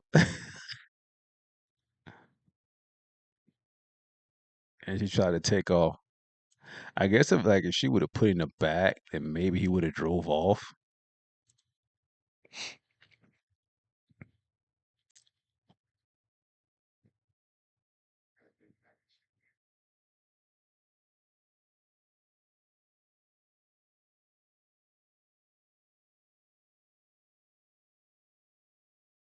So I'm guessing he talking to her like, "Hold up, man, hold up, what you got in there?" The Uber driver ain't left yet. He just there. He ain't left yet. So now they know Uber car. Just talking. They just talking.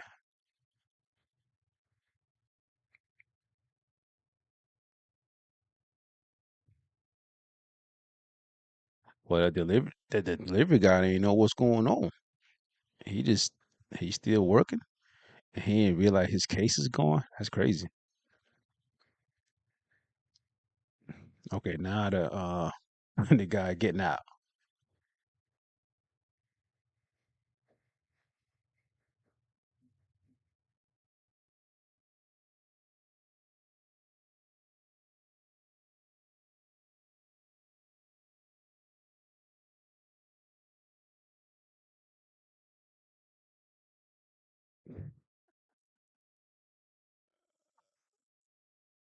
Oh man, that's crazy. She tried to steal some vodka, chat. She tried to steal a vodka. That is crazy. Oh, this was funny. Right? I think I saw this. It says, imagine living across the street from someone for 30 years and they don't even know your full name. And the reason that they don't know you, not only your name, but the wife only knows the name of the one neighbor she talks to on either side of her home.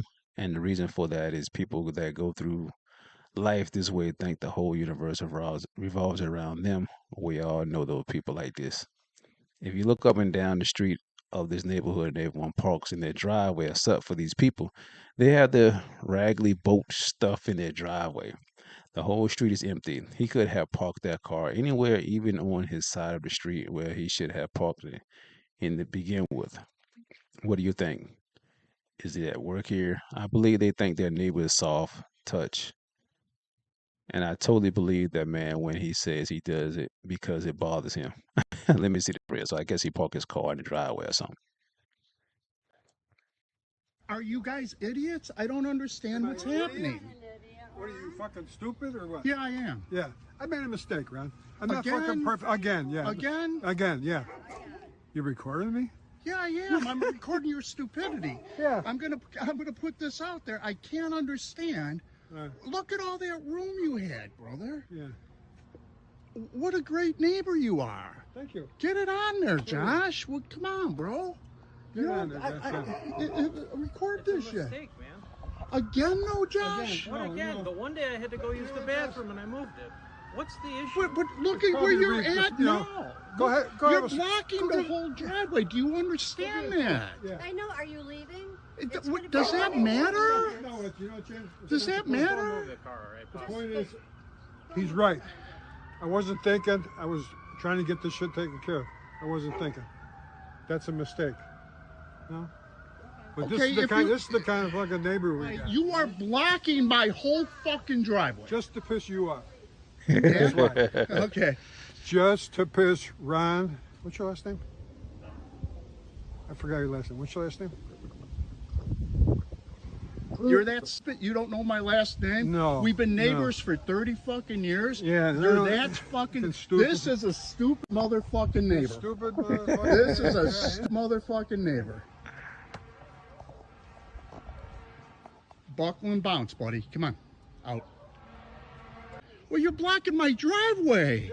I've never called the police on you for doing this, brother.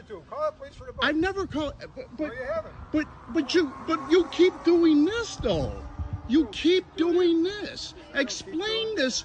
Why are you with all this room, with all this motherfucking room down this block, on this side, on your side? Explain this. You know what I mean?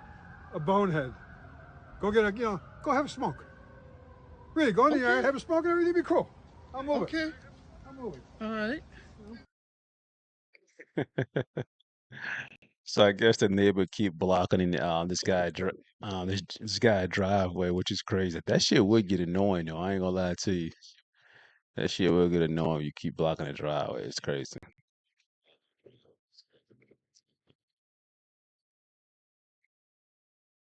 Like, why the hell you keep blocking my freaking driveway?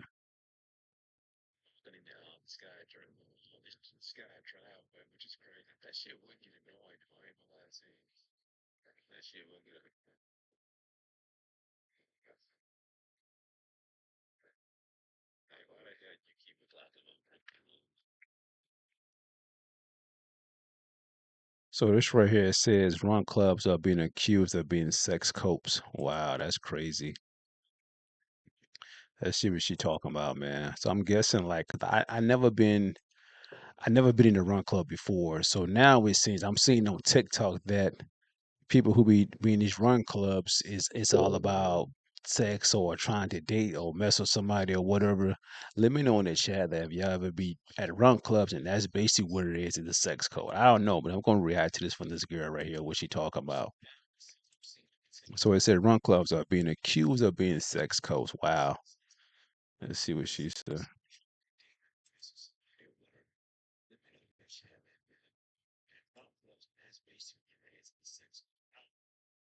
People have started to call run clubs sex codes, and I fear they're not wrong. Okay?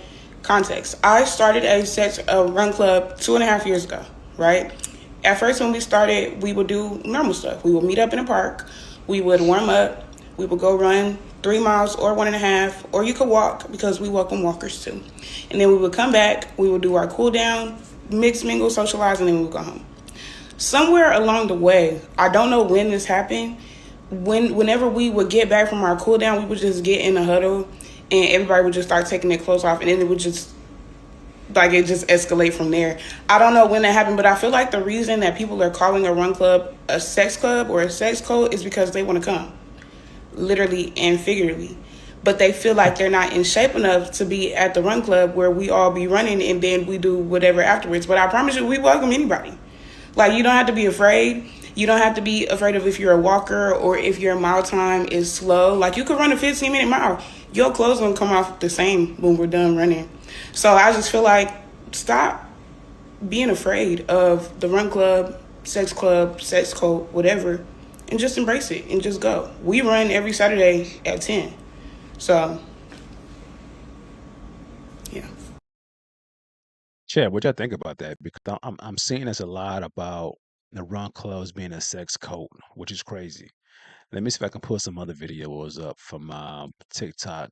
There's a lot of people talking about this, man, which is crazy.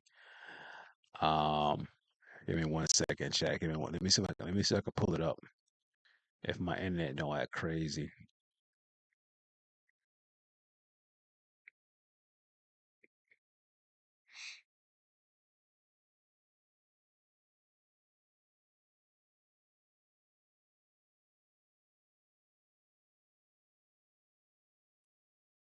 Make sure y'all follow my TikTok, chat. Make sure y'all follow my TikTok. My TikTok is Urbanlyx. You already know Urbanlyx. Make sure y'all follow TikTok. Let me pull it down. Follow my TikTok, chat.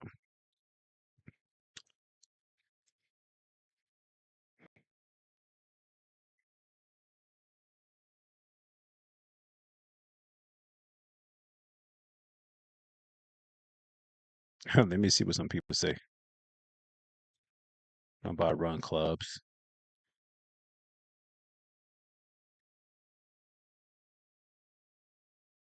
Yes, everybody at the run club's cracking each other. But if you're an average chud that's not consistent, it won't fucking matter. No, because Yes, everybody at the run club's cracking each other. But if you're an average chud that's not consistent, it won't fucking matter. If you're gonna be an average guy with average confidence, who's not, who's kind of scared to talk to people, you're not gonna enjoy it. The biggest thing I would say, if you're someone who's average, you're okay with running, you don't hate it, go there to meet new friends. If you start with that basic level, that basic fundamental right there, you'll have a much easier time finding girls that you can crack. Because when you're being social, you'll meet the right guy, you'll become friends with him.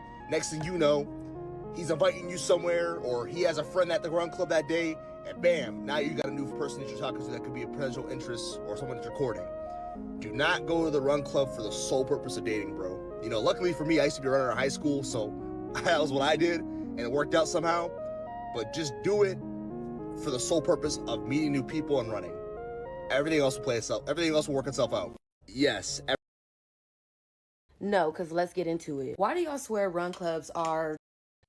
No, because let's get into it. Why do y'all swear run clubs are to meet up for sex? I'm confused. Me personally, I go there to run. The people that I go with to run club go there to run. So I just be a tad confused on where y'all be getting this from. I think one person came on the internet and said people go to run club to meet up and have sex and get blah, blah, blah, blah, blah. And everybody just ran with it. Because why do y'all always say people join run clubs so they can find somebody to bang? Whole time, we just trying to find a community to run with, to socialize with, exercise with, community with. Like, what? I'm not saying there aren't people that go to a run club and don't think about doing stuff with somebody else, but that's just like going to the grocery store. You can go to the grocery store, find somebody there, go back home and bang them. You can go to the club, find somebody there, go back home and bang them. You can go to the library, meet somebody there, go back home and bang them. But because I go to run club, they go to run club, we going to run club to meet up with somebody to bang them?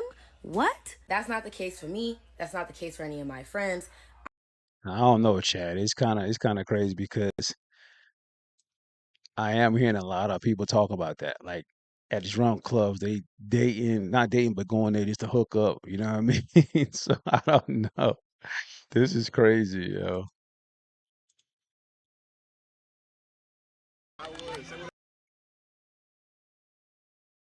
Why they get on these apps? Why they get on these apps talking about they getting cracked at the run club? Who getting cracked at these run clubs?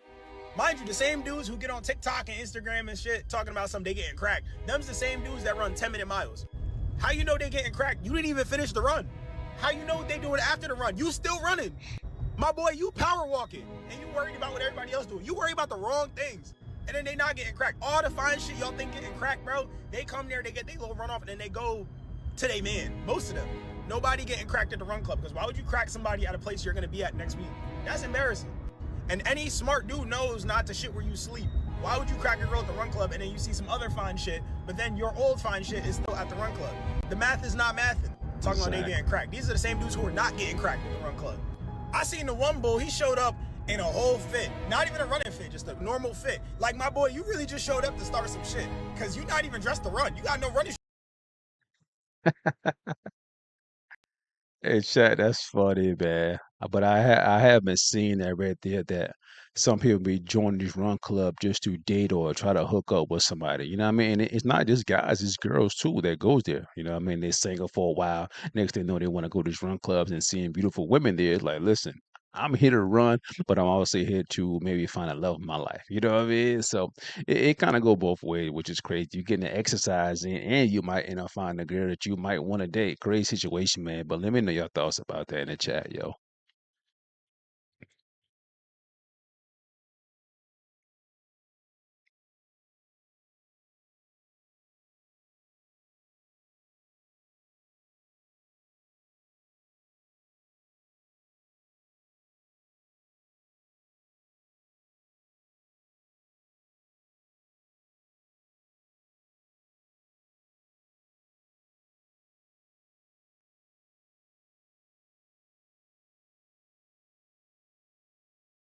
Chat is 2:56 a.m. and I'm about to get off here. Um, Make sure you follow my Discord, man. I would love to hear from some of y'all. Let me see if I can put my Discord up. I don't know.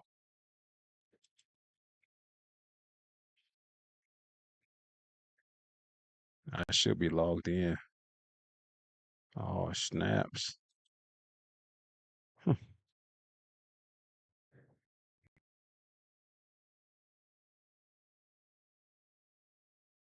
Hmm. I'm not logged in. Damn.